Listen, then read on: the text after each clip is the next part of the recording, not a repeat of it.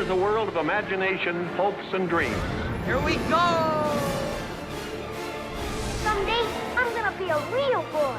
Nothing's impossible. Even miracles take a little time. All it takes is faith and trust. In this timeless land, magic and make-believe come true.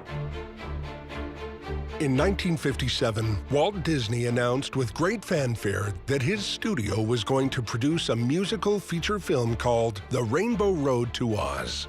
Walt enlisted his merry band of Mouseketeers, many of whom were to star in the film, to promote the idea on his Disneyland TV show. Here, you see, are some of the characters in our story.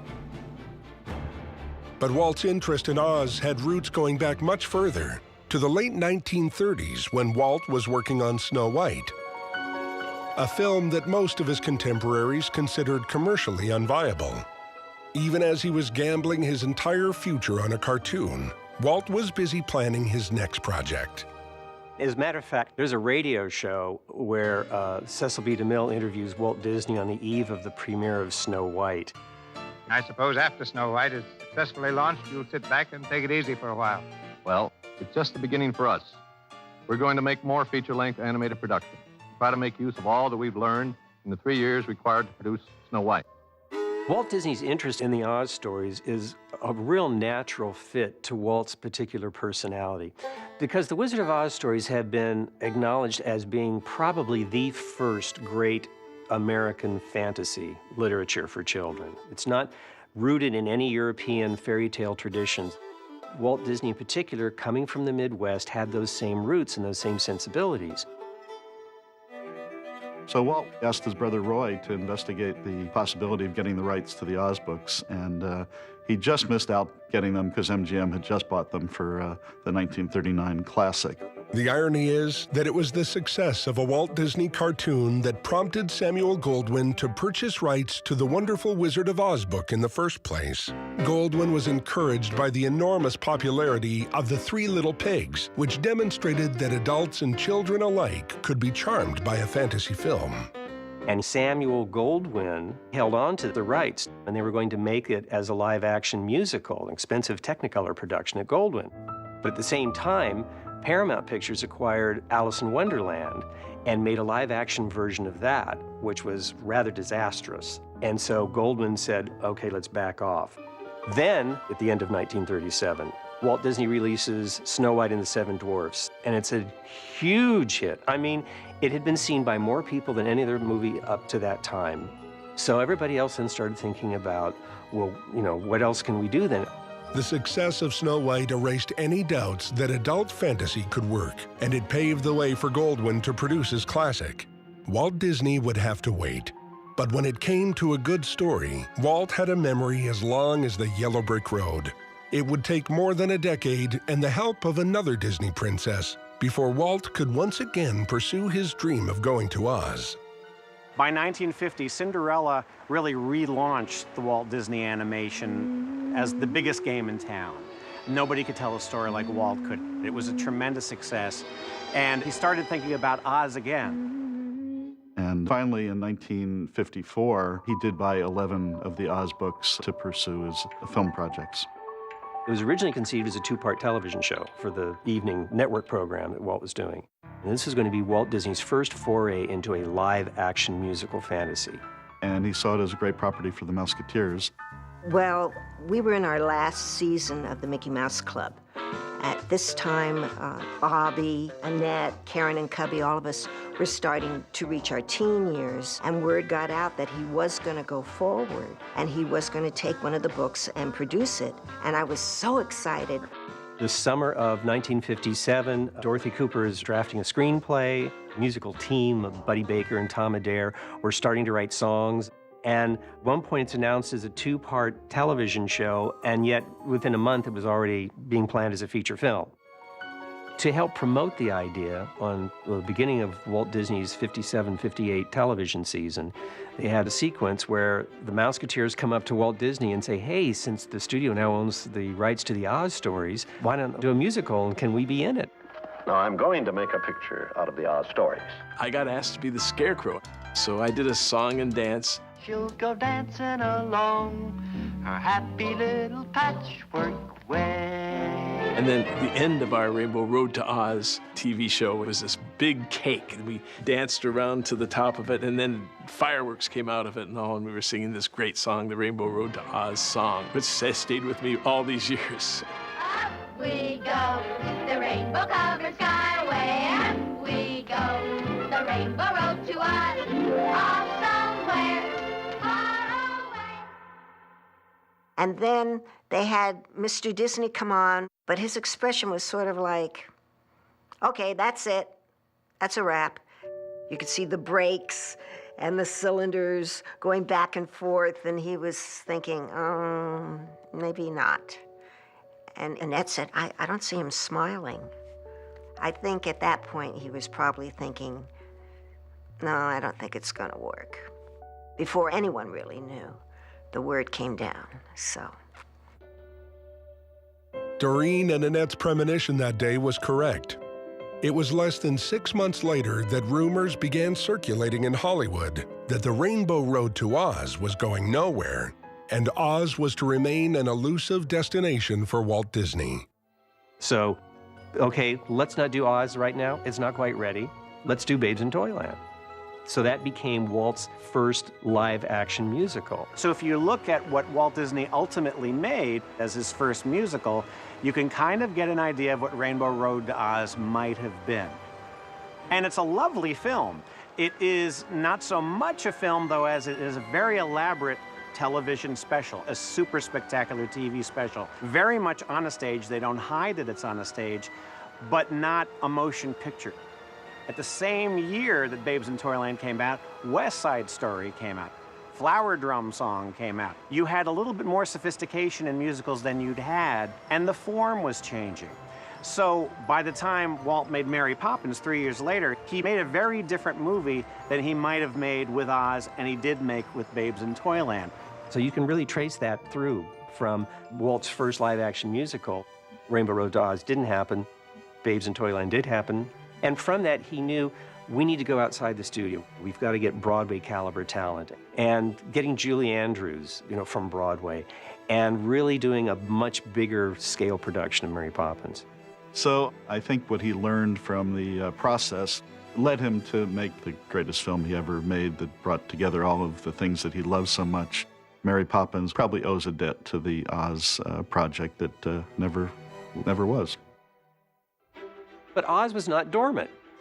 Typical of Walt's like, well, where else can we do something with Oz? They started developing an attraction at Disneyland. And he decided to have his Imagineers look into the possibility of including some of the Oz characters inside the Storybook Land ride. And this was going to be for a thing called Big Candy Mountain. And inside Big Candy Mountain was where the Emerald City was going to be. And the plan was to go through the ride and see all the characters that you love from the Oz films and the books. He took it quite far in terms of development, but it never quite came to fruition. Jimmy Johnson, who was president of the record company, knew the books were there, and he was adapting a lot of stories for records. And he adapted The Wizard of Oz. One of the first albums they did do was The Scarecrow of Oz, based on the bound book, starring Ray Bolger, narrating it, perhaps the only other time he actually played the role of the Scarecrow again. And more albums followed. The record albums enjoyed considerable success, but Walt Disney died in 1966 without ever seeing any of his large-scale Oz projects realized. But in the 1980s, there was an effort to attract a more adult audience to Disney films. And ultimately, out of that came The Return to Oz, which was released in 1985, which finally became Disney doing a live-action production based on the Oz books. The director was Walter Murch, who was very well respected by the film community. So he made his directing debut on Return to Oz. I mean, Return to Oz is groundbreaking in a lot of ways. The claymation sequence at the end is phenomenal. It's just a very sort of apocalyptic world, which was close to some of the L. Frank Baum books, but certainly not something that Walt probably would have made himself. But it has developed a cult following. And then Walt's road to Oz traveled on into a new century, finally ending with the production of Oz the Great and Powerful by the studio he created. A bold, beautiful, and beguiling movie worthy of the great wizard himself.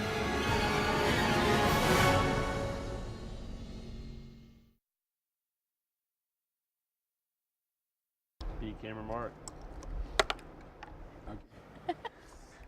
What do you do in later? Do you watch all these in between bits? That's bits for the DVD extras. Oh, great. That hand was not neatly. Looks like you're trying to chloroform her. I know, my hand's so dirty though, I feel. Not in the movie, it isn't. The audience will think it smells of lemons. It's gonna be clean as a whistle. Okay, fine. But just, I don't want to cover her nose. When I call Shadow next time, that's what it costs you to gap. You like the head tilt? Yes, I do. Okay. Here we go. I look a little like Rain Man, but I'll do it.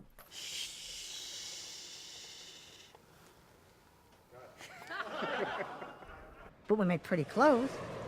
Also, we sing. Theodora, we've been expecting you. Hello, Nuck. What? Sorry. It slipped. My lip slipped. And as for your wizard, if he hasn't run away by tomorrow, he will be the first to die. And you will all see that he is nothing. What are you laughing about? I see that Evanor's gotten to you. She's the wickedest witch in all of... I can see that Evanor's gotten to you. She's the wickedest witch. I'm so sorry. I know it. I can see that Evanor's gotten to you. She's the wickedest witch in all of... I'm sorry. Oh. Too late. Excuse me. What is it sound? I just, Oh, no. in flight, I get high altitudes, I get... Beautiful. That was beautiful. It's fine. My stomach. It's all good. Bob, do you want some? Bob, do you want fire to me? 3D dance for Bob. Bob. Okay. Bob Are you ready, James? Murawski. Yeah. Give me that!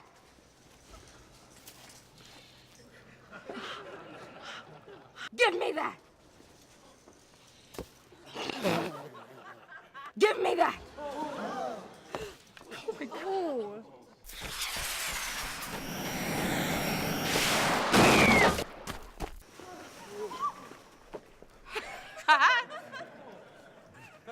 Action. Screech! Screech! Screech!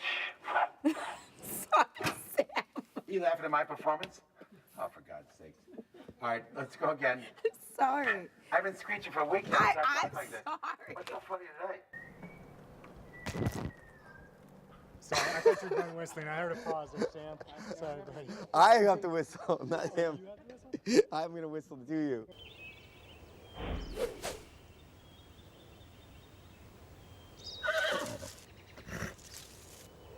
Camera, action.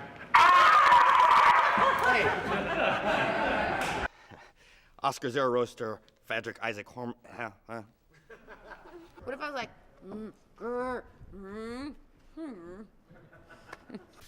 We're tougher than you. Tougher than me, eh? I started to say we're tougher than you look.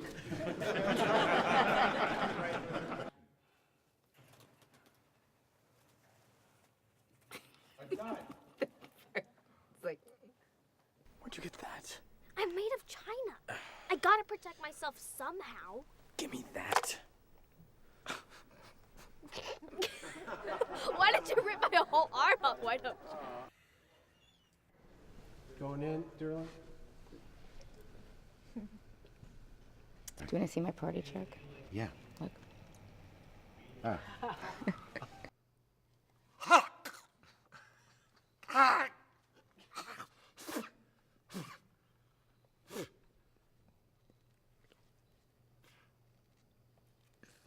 I don't know what to say next. 3, 2, 1, go! Citizens of Emerald City, witness the price of defiance. Oh, yes, she did very well for herself today, but all that is over. Oops. Kiss her, damn it. Cut. Good. Good. Stop now. Let go of the child. Now, Nook.